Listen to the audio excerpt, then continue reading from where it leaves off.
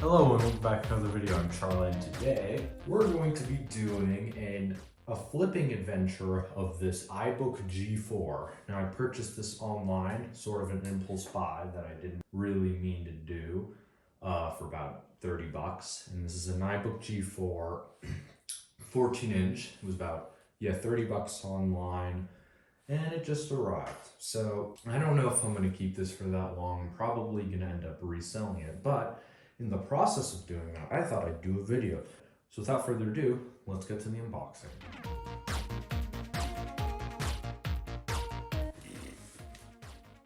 What is this?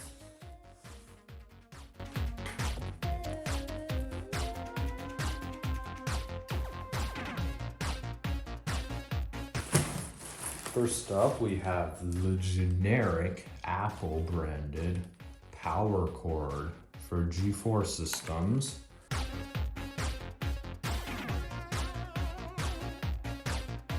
And the iBook itself.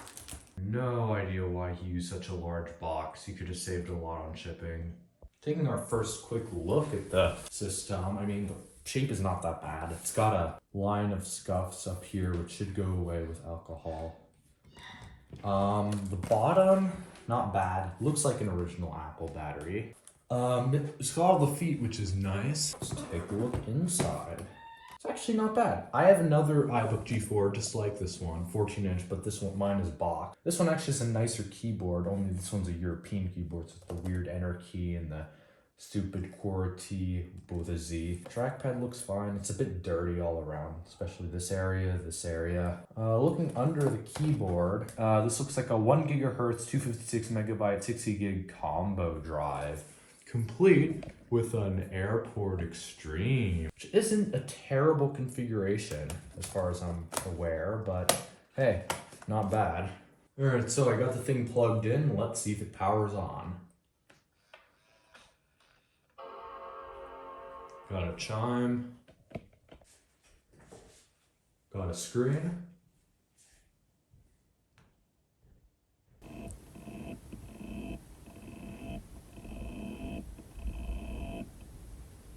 and it looks like we have a dead drive or no OS. I would think it's a drive issue because the drive is I can hear something really silently try to spin up. If it wasn't an OS, the drive would spin up fine, but I don't really know what the issue is yet. All right, so I've left the computer on the charger for about a day now. And one of the things I want to try doing before even taking it apart or anything is I'm going to try installing OS X Leopard. Now this is the 1 gigahertz model, so it does support 10.5. Which is nice. And even though the hard drive doesn't start up or anything, which isn't really a good sign, I'm going to guess that it's a dead hard drive. But even though that's what I think it is, I'm still going to try and see if we could somehow initialize it, just in case it's got a little bit of life back in it. It's also a good opportunity to test the optical drive as well to make sure that's working. So let's give it a shot.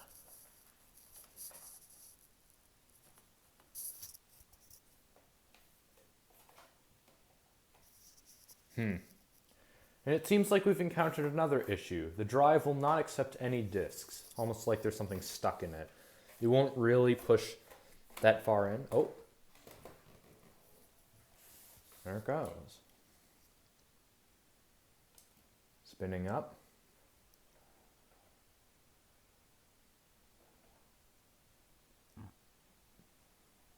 All right, so I was able to get it to boot into the system disk that I inserted. So now let's see if we can initialize the hard drive. I do want to mention the optical drive has some issues, like it's a bit difficult to insert the disk, and sometimes it doesn't eject it all the way. You'll have to pull it out the rest of the way, and it's a bit difficult, like you're about to break it. But yeah. And unsurprisingly, the hard drive doesn't show up. After I concluded the hard drive was dead, I decided it was finally time to take it apart.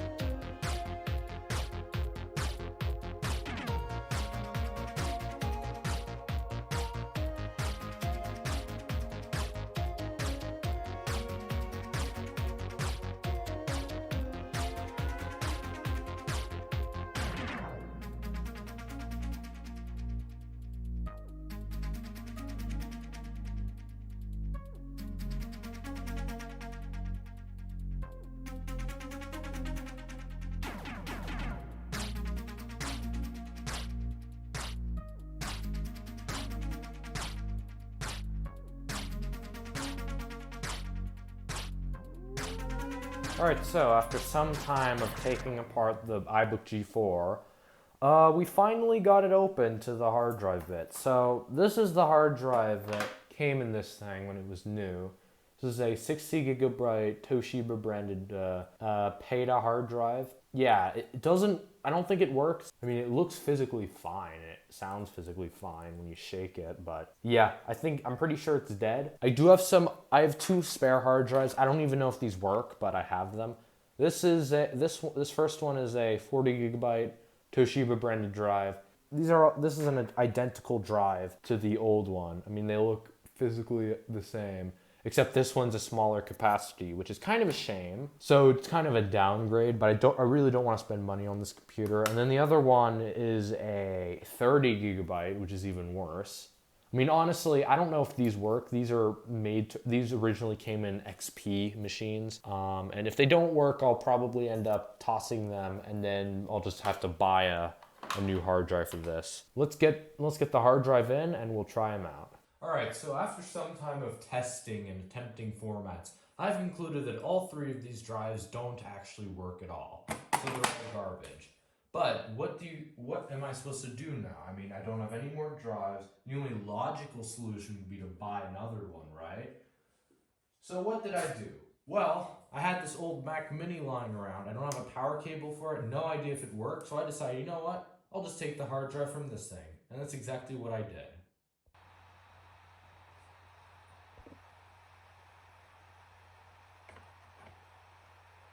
I'm not going to lie, this is the exact hard drive that came out of the Mac Mini, and right when putting it in, it literally booted first try.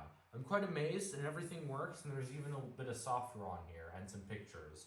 So now that the computer is running properly, let's continue some regular Mac maintenance to heighten the value of the computer. Now, even though the computer is working fine, I'm still not satisfied with the performance of the CD drive. Now, unfortunately, when I try to eject disks, I mean, they eject, but not well. It only gets to about there, and it's a bit of a struggle to pull it out, and then inserting it again is almost as bad. Sort of gets stuck around here, and you really have to shove it in, get it in. So, almost like you're about to break the disk, but then eventually it just pops in. So, let's continue disassembling to get to the CD drive. Before starting with the CD drive, I decided to remove the screws from the old hard drive to put on the new hard drive. These would accommodate the brackets that are supposed to hold the new hard drive in place. And now, on to the CD drive.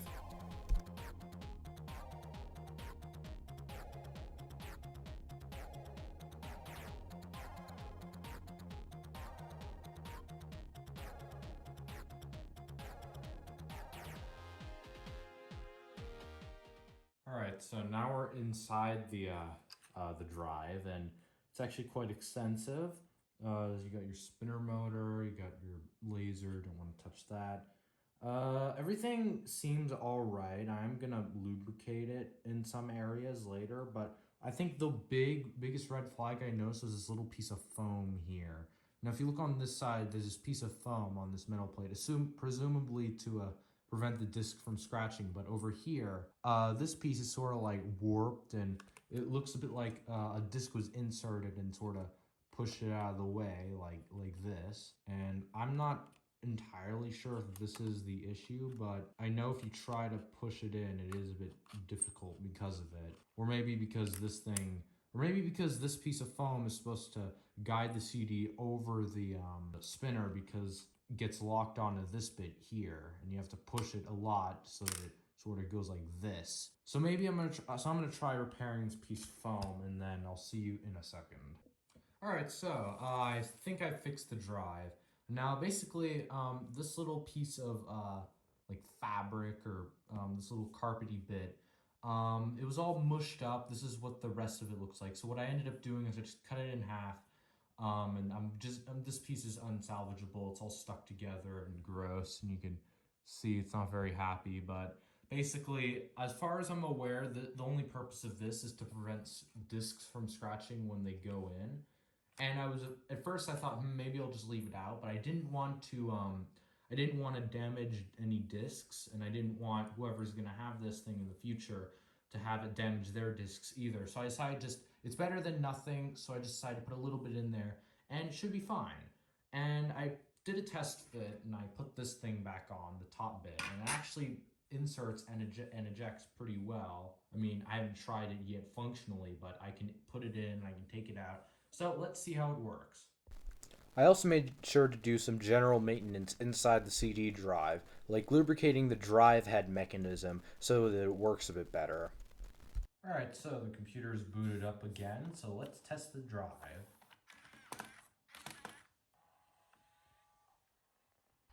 And it works.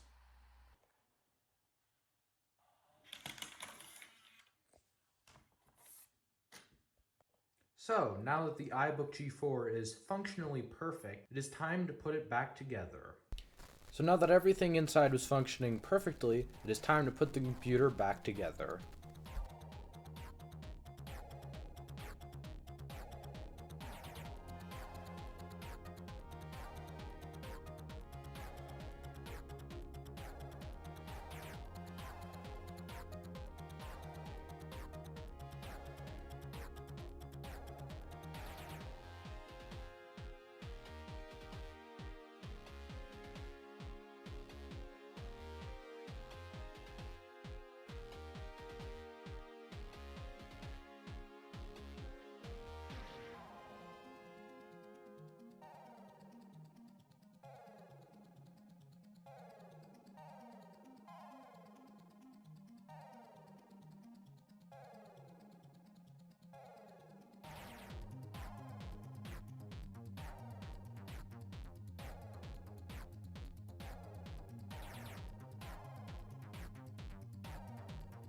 So unfortunately that'll do it for today's video. In the next video, we're going to be attempting to clean up the computer and possibly try to remove some of the scratches on the lid. We're also going to try a software reinstall and a few more things. So that'll do it for today's video. I really hope you guys enjoyed, and if you did like this video, please do leave a like, share it to your friends, and comment down below with what you want me to do next. I do new videos quite frequently, so stay tuned for those, and thank you so much for watching. Goodbye.